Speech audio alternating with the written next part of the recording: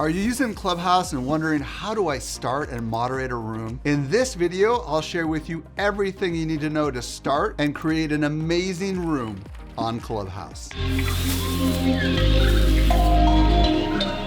Starting a room on Clubhouse, that's the easy part. Creating an amazing experience for everyone who's there, well, that's a little trickier. The key to create a great room is to be a great moderator. And if you stick around to the end, I'll share how you can easily grow the number of people in your room. There's two ways to start up a room. Number one is to schedule it, and number two is to spontaneously spin up a room. To schedule a room, you're going to open up the app and click on the calendar icon at the very top. And in the far right, you will see a little icon with a plus sign on it. When you click on that, you can go ahead and schedule a room. First of all, the event name can be up to 60 characters. You have the option to add a co-host to an event. Now, it's very important to know that whenever you add a co-host, they can cancel an event, they can edit the event, they can remove other people from the event. So you want to be very careful about adding people to the event. Then, of course, you can schedule the day and time of the event. You can say today, you can say tomorrow, you can say whatever time that you want. So I'm going to go ahead and schedule one for today at 6. If you belong to a club, you can assign the club to it, and then you can give it a description. Now, the good news is you have 200 characters in the description. So you can get really detailed in the description here, and then you can hit publish. It's going to show up at the very bottom of the screen here. You have the option to share this. So if you hit share, it's going to allow you to message it to people. It's going to allow you to tweet it. You can copy the link and you can add it to your calendar. This is one of the unique advantages to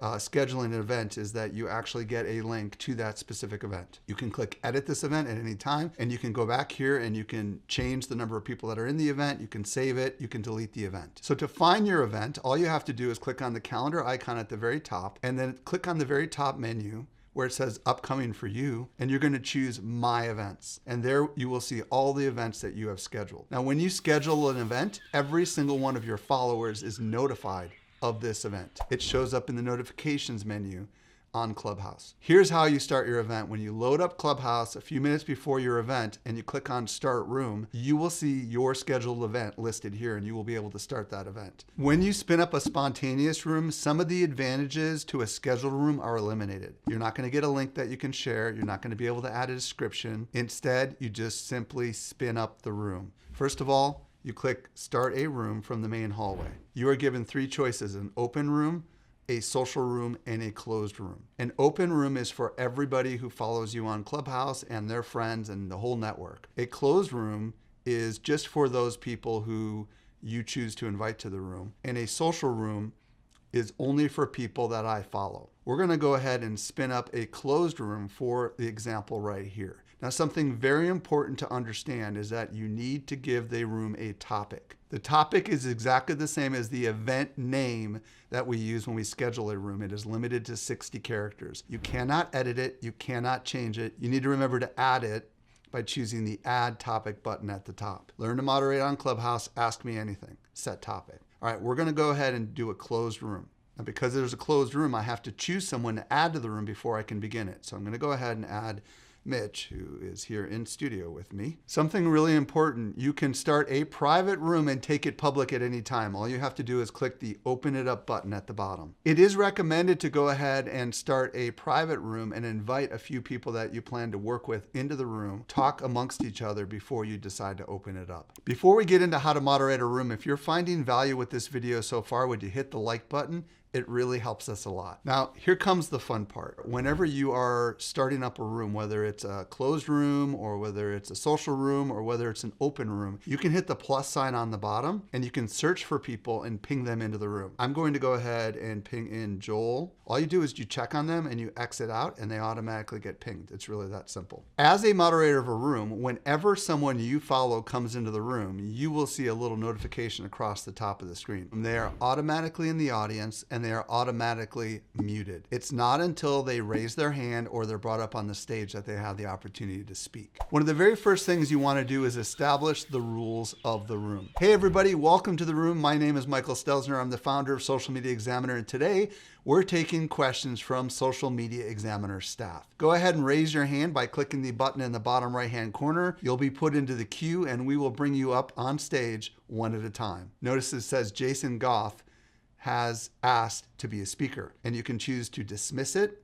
or you can choose to do nothing and it will disappear. And what you see on the bottom here is there's this little number 1 there, and that tells us that there is one person in the queue. I can click on that person's profile. I can see who they are and what they're doing and decide whether or not I want to bring this particular person up on the stage. Here's how to tell how many people are in the room. You can click on the All Rooms icon, and in the bottom left, it's going to show you your face as the moderator of the room, the face of the next person, and a plus sign and a number. If you notice that this number keeps going up, you might want to reintroduce yourself and explain what's going on in the room, also known as a room reset. Here's how to do a room reset. Hey everybody, there's a lot of new people in the room. I just want to do a quick reset of the room. Here's what we're here to accomplish today. Here's how to participate. You want to do it every 10 or 15 minutes depending on how people are coming into the room. Now what I would love to do is go over a couple of the features that you have as a moderator. First of all, you can turn the hand raising feature on and off, and everybody is notified that the hand raising feature is off. Now, why might you want to do this? Because sometimes a ton of people start raising their hand all at once. It can kind of throw you off your mojo. It especially happens when you bring someone up on the stage that has a really, really big following. Click on it again to toggle it right back on. It will reset all the raising of the hands. It's really important to consider adding at least one other moderator to the room. If for whatever reason you have a phone call come in or you get booted out of the room and you're the only moderator, that room will end and you will not be able to recreate it. If you have another moderator in the room and for whatever reason you need to leave the room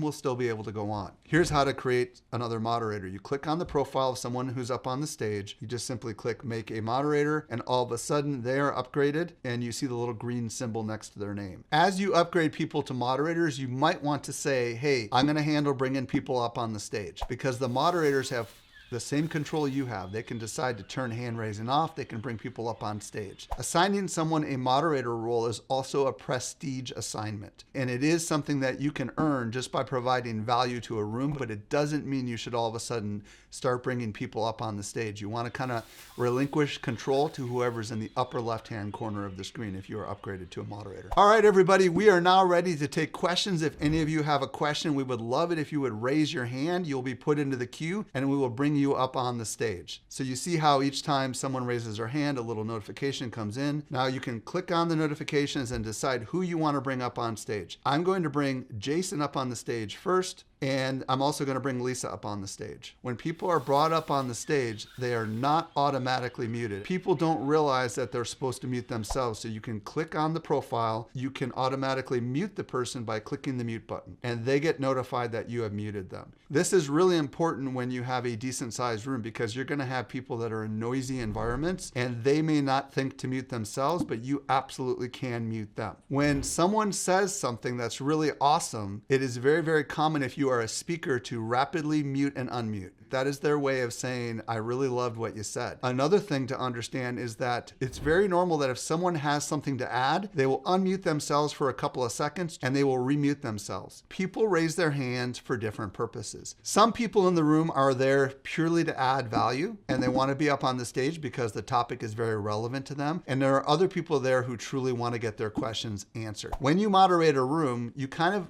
decide what the rules of the room are going to be. I feel like the best rooms are Q&A types of rooms, where it goes something like this. Hey everyone, today I'm joined by Mitchell Dong. Mitchell oversees our YouTube channel for Social Media Examiner, and we're here to answer your questions about YouTube and marketing. If you have any questions, go ahead and raise your hand and we will bring you up on the stage. The idea of a good moderator is to make sure that the flow happens really, really naturally. When you have a lot of people on the stage, you also might want to consider assigning someone to answer the question. Good moderators will say, okay, Lisa's very well equipped to answer that question. Lisa, I would love to hear your thoughts, and then Mitch, go ahead and chime in. So when you moderate, you really want to make sure that you are in control of the dialogue. As more and more people get up on the stage, it can get a little out of control if you don't do this. When someone's question is answered, you might want to say, Jason, did that answer your question? And if Jason said, yes, thank you so much, then you can move that person back to the audience. And you do that by clicking on their profile and simply moving back to the audience. There will constantly be people coming and going out of the room. That's why it's really important to do a room reset every 10 to 15 minutes. Or if everything goes down a rabbit trail and you start talking about a topic that's not relevant to the room, you're going to want to bring it back. You're going to want to say, all right, thank you so much for that. Now we're going to bring things back and get back on topic. Just as a reminder, everyone, this is what we're here to talk about today. There are going to be some situations where someone is going to take control of the room. Maybe they're going to ramble on and on and on, and they're just not going to stop talking. A couple things you want to do. If they have the confetti icon on the bottom left of their avatar, it means they're brand new to the platform and they don't really understand the rules. In that case, you want to give them a little bit of grace. If they don't have the confetti icon, you might want to unmute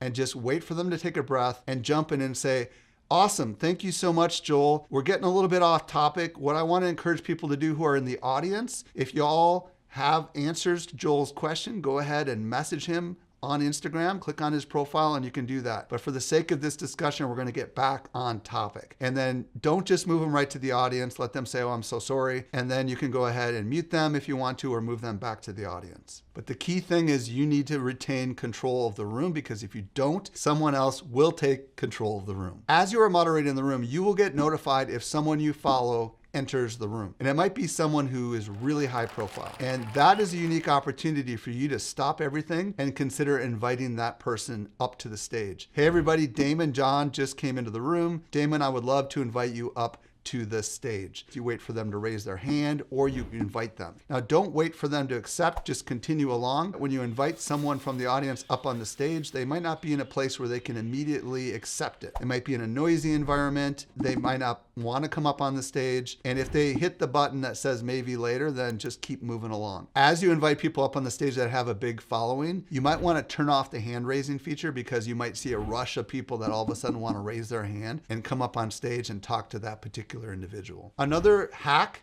is to ask moderators, hey mods, if you're still in the room, and speakers, would you rapidly mute and unmute yourself right now so that I know you're in the room? Okay, Lisa's not done that. So what I'm going to do is I'm going to go ahead and send Lisa back to the audience, because maybe Lisa isn't still here. One of the things to know about Clubhouse Rooms is they can literally go on for hours, and people can stay up on the stage but not really be present. And you want to clear that stage and move people back to the audience so that you give other opportunities for people to come up on the stage. Your screen is limited to about 12 faces. So when you limit the number of people up on the stage, you're going to be able to see who unmutes, who claps, and you won't have to constantly scroll up and down. The hardest part of Clubhouse is actually ending the room. Here's how to end a Clubhouse room. You have really two options. One way to end the room is to click on the three little dots at the top and click on the button that says end room. The other way is to actually exit the room as the only moderator, and you will be prompted, would you like to end the room? But if someone like Mitch unmutes himself and says, yeah, I'm willing to take over the room can continue literally for days as long as there are moderators. In addition, you can come back to a room that you have left as a moderator. Because you started the room, you will always be in the upper left-hand corner, and you can regain control at any point when you come back into the room. Here's how you blow up the room. And this is some super magic ninja stuff. What you want to do is you want to tell everybody in the audience, hey, are you guys finding a lot of value? If you're finding a lot of value, would you please consider hitting that plus sign and pinging 5 people that you follow into the room? They'll be notified and come into the room, and all of a sudden the room can blow up. Secondly, look who's in the audience. You can click on anyone's profile when you are moderating in a room, and you can decide to invite them up to the stage. If you invite someone up to the stage who has lots of followers, their followers will be notified the moment they come up on a public stage. And this will bring lots and lots of people into the room and allow you to grow it very quickly. The third way is the best way, which is to just keep providing value. People will come and go from rooms constantly, but they will stay if you provide lots of value. Once you've got your room set up and you're ready to open it up, you just click the open it up button and watch what happens. You have given an option to open it up to everyone or anyone who follows the moderators. I'm going to go ahead and open it up to everyone. The room is now open to everyone. Feel free to add friends. Notice how literally instantly people are pinged into this room. Hello everyone, my name is Michael Stelzner, founder of Social Media Examiner, and I am recording a little video today, and this is just a sample. So I'm not actually going to invite anybody up on the stage, but again, you click on all rooms, bottom left, we can see there are 50 people here in the room, and we can go ahead and look through this room and see who is here. I see Sean Ayala is here, and it's super cool about how fast people can come into the room depending on the audience that you have. Click on those 3 little dots at the upper right and click end room. Thank you everyone for coming, and room. All right, there's two awesome ways to continue your moderation journey. Number one is to go into other rooms with amazing moderators and watch what they do and pick up on their tricks. And the other thing is to actually start your own room. Begin getting in the trench and start doing it now. If you're relatively new to Clubhouse and you want to learn some of the ins and outs, I put together an amazing tutorial that you can find right here. And we've got one other video right here you might find valuable.